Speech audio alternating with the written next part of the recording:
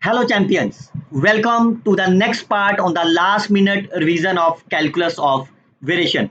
Today I will discuss how you can solve the extremal problem with the help of the norm.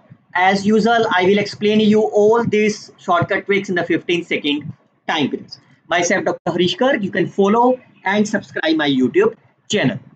If I ask you, can you solve the extremal problem with respect to the norm, supremum norm, C1 norm in the 5 second to the 15-second time period?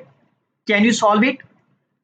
Similarly, if you look about the second question, again they are talking about the norm and the supremum and the extremal. Can you get your answer within the 15-second time periods? If no, then you must watch this video till the end. You can get the answer in a reasonable time. उससे पहले जल्दी से video को like कर दीजिए, channel को subscribe कर दीजिए सो दैट आपके पास नेक्स्ट नोटिफिकेशन आ जाए.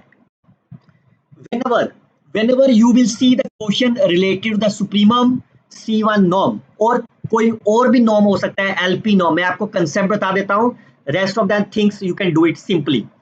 If you look about the definition of the supremum norm, clearly say the norm is dependent only on the y. That means it is independent of the y prime. While the C1 norm is dependent upon the y and the y prime as well. ये बड़ा important point है 5 second के लिए answer निकालने के लिए. Second thing is, whenever I can write here is say y minus 5 for example, fine, that implies y will converge to the psi. Fine. इस case में क्या आपका y minus zero, that means y will approaches toward the zero.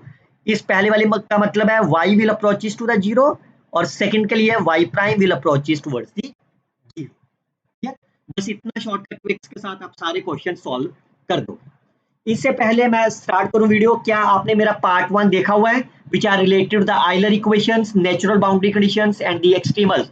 अगर आपने नहीं देखा, you must go to my YouTube channel and watch it. Guarantee है कि आपको सवाल यहीं से आएगा, कहीं और से नहीं आएगा. चलिए स्टार्ट करते हैं क्विकली से इस क्वेश्चन के ऊपर. There are always the two kinds. पहली काइंड ये है जब भी आपको यहाँ पे कुछ दिया हो और ये it must be zero. Fine, look at the first question, look at the second question. यहाँ पे जीरो है but it may not be a zero. Like you can see the recent year February 2025, यहाँ पे zero नहीं है आपके पास. But how you can solve all these questions in 5 second time periods? तो I will explain you in this lecture. सबसे पहले zero होना चाहिए, तो इसमें तो ऑलरेडी जीरो है तो कोई दिक्कत नहीं है. आप यहाँ पे ये देखिए, क्या कोई ऐसा y, can you find the any y which satisfied by this condition? Definitely you can do. Y is equal to sin x, or you may choose y is equal to x into x minus pi, or you may choose x into pi minus x, or you can choose any of the others. You can choose any one of them. But if you look for the domain, the integration is 0 to pi. So the better I can use as the y of sin x. क्यों? क्योंकि मैं orthogonal property का use कर सकता हूं whenever I have a sin x. Clear? Now look at the options. Your target is to find the y of 0, local maxima, minima, and so on. Can you find the value of the j of 0? Fine. So whenever y is equal to 0, so it's a y square is 0, j of 0 is my 0. Clear? Now, सबसे पहले बात करते हैं supremum norm की. If you look about that, supremum norm is independent of the y prime. So I can choose y prime to be alpha. और ये alpha आपका positive भी हो सकता है, it can be negative or it can be 0. I can substitute the value in the given equation. So that will be 0 to pi. Y is my sin square x, 1 minus alpha square. I can take an 1 minus alpha square is outside, and what is the orthogonal property on the sin square x? It is my pi over 2. Fine. मैं सबसे पहले बात कर रहा हूं C और D की supremum norm के ऊपर. Fine. Now, since on the supremum norm it is independent of the y prime, that means alpha can be anything. So it means that number it can be positive. अगर आपने alpha को 1 से छोटा ले लिया हो, फाइन, मोड ऑफ अल्फा 1 से छोटा ले लिया. इट कैन बी नेगेटिव अगर आपने अल्फा की वैल्यू ग्रेटर देन 1 ले ली हो, और it can be 0 if alpha will be my 1. तो पॉजिटिव मतलब j of 0 is my 0, That means I can say j of y is my greater than of the j0. J of y can be less than of the j0 or it can be equal to 0. अब पहला third option देखते हैं क्या कह रहा है. y of 0 is my local minima. So local minima के लिए you have to prove y of 0 must be less than of j of y. Is it always true? No, because you can see if I choose alpha is equal to 3, then it is a negative. So jy must be less than of the 0. So that means C option will be cancelled. Look at that, whether it's a local maxima always. That means can you say j of 0 is always greater than of j of y? So if you choose alpha is my 0.1, so that number is my positive. That means this number is greater than 0 and 0 is my j of 0. So D option आपका cancel. समझ गए बच्चों. मैं पहला question आपको समय लगा के कर रहा हूं. इसके बाद जैसे आप कंसेप्ट समझ आओगे उसके बाद 5 सेकंड में आप सॉल्व कर लोगे. Now look at the C1 norm. तो मैं आपको पहली बार कर रहा हूं इसलिए मैं आपको C1 नॉर्म दोबारा लिख दे रहा हूं. Norm plus norm of the y prime. यही होता है ना आपके पास. तो क्या मैंने बताया था, y will approaches 0, y prime approaches 0. So y prime क्या लिया आपने, alpha. That implies alpha will approaches towards the 0. It can be positive, it can be negative, but whenever alpha approaches to the 0, ये number आपका क्या हो जाएगा, it is always a positive. That means this number is always greater than 0 and 0 is my j of 0. Therefore you can say j of y is greater than j0. तो पहला option क्या कह रहा है, minima. j of 0 is less than of the jy and j of 0 is a maxima. So clearly say 0 is my local minima. So B option is cancelled. A is the right answer of the. समझ गए. करें start up. चलिए next question करते हैं. Can you find any y which satisfied by this condition? Again I can choose an y is equal to sin x. Fine. I can find the value at the 0. What is the value of the j of 0? 1 minus 0. Now substitute the value of the y is equal to sin x and I can choose y prime to be alpha. Alpha can be positive, negative or 0. So it's a 1 minus alpha square. Sin square की integration कितनी हो जाएगी, by using the orthogonal property it's a pi over 2. Again you can see on the curve B naught. B naught में क्या आपका independent of the y. So y prime is alpha. It can be positive, it can be negative or it can be 0. कितना small भी ले सकते हो, कितना बड़ा भी ले सकते हो. So that means again 1 minus alpha square, it can be positive, negative or 0. Therefore there is no relationship. Can you say this is always less than? No, it is not always greater than y, 0 and so on. So that means B naught के ऊपर ये दोनों values आपकी cancel. Clear. क्योंकि आप इसके लिए alpha क्या ले सकते हो, आपको लेस देन दिखाना ना, तो इसको ग्रेटर देन दिखा दो. अल्फा की वैल्यू 0.1 ले लो तो इससे पॉजिटिव. और ये आपको J Y is always greater than 0 तब भी नहीं होगा, because if we choose alpha is 3 it's negative. Now look at the third, second and the third option. y1 is dependent on the f and f prime. So that means y prime is also approaches to the 0. What is the meaning of that? Alpha will be approximately to be the 0. तो जैसे ये होगा तो ये it's always a positive. That means j of y is always greater than of the positive. Positive मतलब always a 0. Fine. So jy is always, so fourth is the right answer of the. Look at the third one. आप देखो बच्चे P Y question करना क्यों जरूरी है. ये आपका क्वेश्चन आया था 2022 में. फाइन. सेम क्वेश्चन है, सिर्फ उनकी स्टेटमेंट बदल दी गई है. यहाँ पे सुप्रीमम लिख दिया गया था. फाइन. अब यहाँ पे C1 नॉर्म की डेफिनेशन दे दी गई है. And you can see 2025 similar question are there. P Y question बहुत जरूरी है करने के लिए. Can you choose any of the y which satisfied by this given condition? Yes you can do like x into x minus 1 or you can choose x into 1 minus x. Fine. Or you can choose an as a sign of pi x. तब भी तो sin 0 पे pi पे. Again I can use the orthogonal property for the sin x. तो better है मैं फिर से इसको sin x ले लेता हूँ और sin of pi x. और पॉइंट क्या बोला है 0 पे, तो 0 पे वैल्यू निकाल लो एक्सट्रीमल की कितनी है. तो whenever y is equal to 0, y prime is also 0. So j of 0 is a 0. On the curve b naught, fine. तो बी नॉट पे क्या है, independent of the y prime, so I can choose an y prime to be alpha. तो यहाँ पे substitution करते हैं, कितनी वैल्यू आ गई, J of Y, integration from 0 to 1 alpha square minus 2x alpha power 4। Now you have to integrate with respect to x, that is alpha square minus x square. If you substitute upper limit and the lower limit, so that will be alpha square is outside 1 minus alpha square. Again you can see that number will be less than of the 0, it may be positive or it may be 0 depending upon the value of the alpha. If I choose alpha is my larger positive, so it's negative. अगर मैं alpha को 0.1 ले लूं और alpha को 1, it haves any number.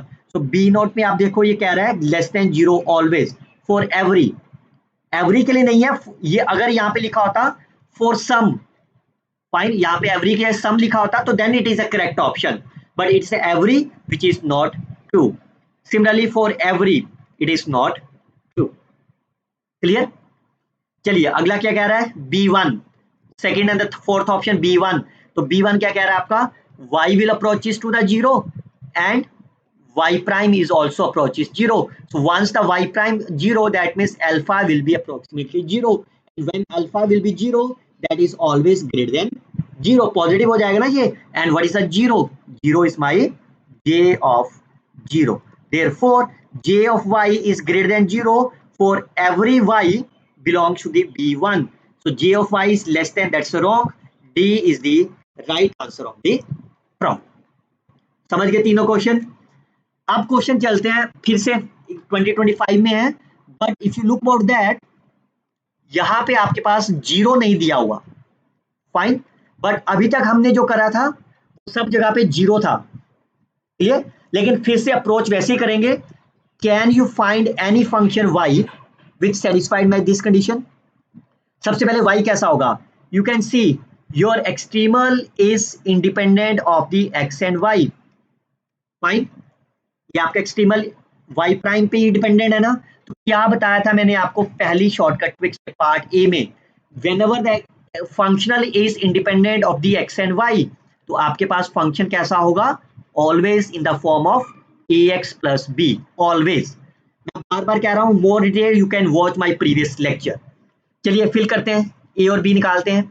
-1 is minus of a plus b, y of 1 is equal to 3, y of 1 is equal to 3. So if you solve them, you will get, if you add them, b will be my 1 and a will be my 2. So your y will be my 2x plus 1. Fine. Now if you look about the b node and the b1, what does it mean? Y will approaches toward the psi, and on the b1 y prime will also approaches to the psi 1. So what does it implies? That means your psi will be 2x plus 1. The first option is correct option. Clear? चलिए अब चलते हैं next part B note के लिए। B note क्या कह रहा है आपका, y approaches toward the psi, but again it is independent of the y prime. So again I can choose an y prime to be alpha, और यहाँ पे क्या कह रहा है, j of psi, फाइन। तो j of psi भी निकाल लेते हैं, पहले j of psi ही निकाल लेते हैं। तो psi कितना आया था, 2x plus 1, यहाँ पे फिल करते हैं। डेरिवेटिव इज 2, 8 plus 4, so कितना हो गया ये, 12, 24। तो यहाँ पे मैं लिख दे रहा हूँ j of psi will be my 24। अब आपको चेक करना है क्या ये फॉर एवरी बोला है, क्लियर? चलिए ये वैल्यू फिल कर दो। तो j of y कितना हो गया आपके पास, j of y will be 1 to -1 alpha cube plus alpha square into dx. So that will be alpha square plus alpha cube twice. So I can take 2 is outside, alpha square is outside, 1 plus alpha, but on the curve of the b naught, that is my independent of the y prime. Y prime is alpha, so alpha can be any number, it may be positive, negative or 0 as well. Therefore you can never say that number is greater than of 24 always. You can never say, because अगर मैं alpha की value को -3 ले लूं that is a less than negative, but यहाँ पे क्या कह रहा है, always greater then, second option is cancel.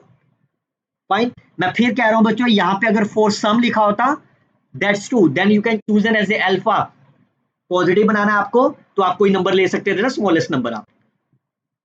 चलिए अब क्वेश्चन है आपके पास B1 के ऊपर, बट क्योंकि यहाँ पे आपका जीरो नहीं है, फाइन, अब आप B1 में आप क्या कहोगे, B1 means y approaches Sai और y prime approaches toward the Sai prime, fine, but यहाँ पे जीरो नहीं है आपके पास, तो जब जीरो नहीं है तो पहला टारगेट आपका क्या है, इसको जीरो बनाना। So we can define the new function y, पहला कितना आंसर आया था 2x + 1, fine, plus beta times of the gx. Now what is the beta?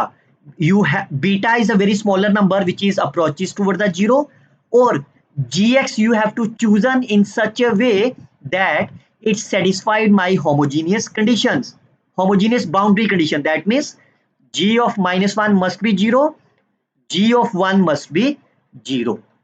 जो भी आपकी बाउंड्री कंडीशन है यहाँ पे जीरो चाहिए आपको, तो ये ऐसा जी ले सकते हो आप। तो क्या कोई ऐसा जी बना सकते हो?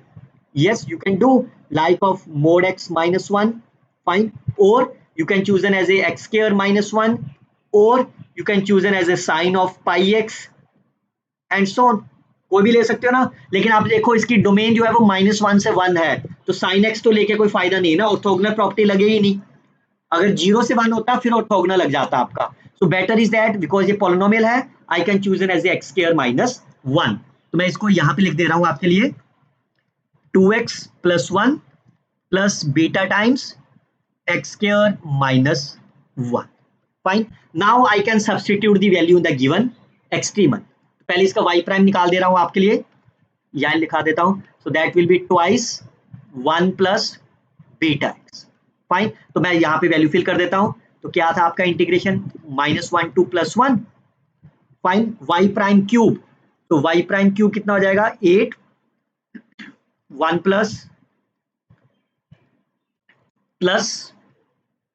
y prime square, so 4 into 1 plus beta x square of dx। बस आपको इंटीग्रेट करना है, आपको विद रिस्पेक्ट टू x करना है आपको। सो 8 1 प्लस बीटा x की power 4 divided by 4 times beta, plus 4 into 1 plus beta x की power cube divided by 4, sorry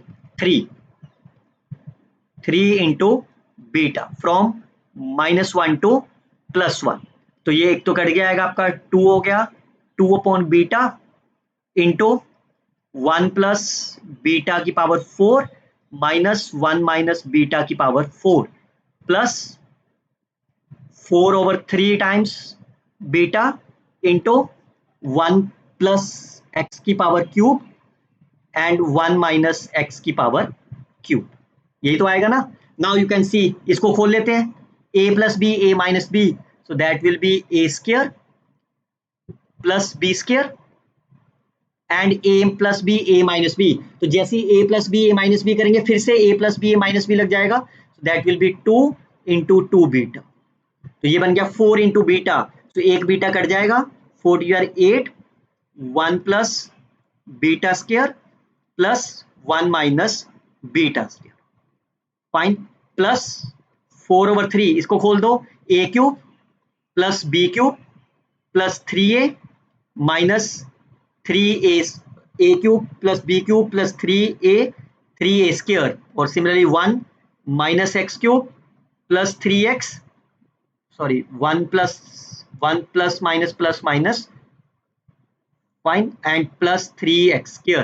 So if you open this bracket, 1 and 1 will be cancelled, or 3x square 3x will be cancelled, so that will be twice of the x cube, x means beta, यहाँ पे beta आ जाएगा ना आपका, x की value आपने fill कर दी है, तो 2 बीटा क्यूब प्लस 6 बीटा, एक बीटा कैंसिल कर देते हैं, so that's a 2 beta square plus 6, clear. अब इसको भी खोल लो, so that will be twice plus twice of the beta square. अब आप देख लो, बाकी कैलकुलेशन की कोई जरूरत नहीं है आपको भी। अब आप देखो beta, what is the value of the beta?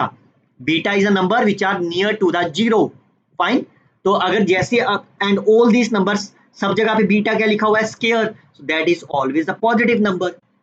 Fine, और पॉजिटिव कितना हो जाएगा, जितना ये कांस्टेंट आएगा, 8 to 16 plus 24/3, so that must be greater than of the 24 because बाकी जो रह गया that's a term of the beta square which is always a positive number, that means j of y is greater than 24 और 24 आपका क्या था, j of psi, so j of y is greater than 24 and दूसरा number आपका cancel हो जाएगा। so right answers are a and c are the right answer of the problem।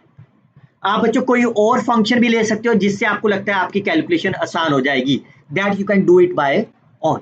Otherwise अगर आप यहाँ पे इंस्टेड ऑफ ओपनिंग लिख like you can substitute beta approach is 0, that is also 0/0 form, apply the L'Hopital rule, आप उससे भी कर लोगे, then again you will get the similar situation for the problem. उम्मीद करता हूं आपको ये सारे क्वेश्चन अच्छे से समझ में आ गए होंगे and once this type of the question asked in the coming examinations you can crack it in a very simple manner। क्या आप कमेंट करके बताएंगे कितना आपको मजा आया इस क्वेश्चन को सॉल्व करने में। फाइन, नेक्स्ट वीडियो आप किस टॉपिक पे चाहते हो let me know in the comment box and you can subscribe to my YouTube channel and mark the comment interested to watch the next video respective topic. Till then you can share this video with your friends। Best of luck students, happy learning।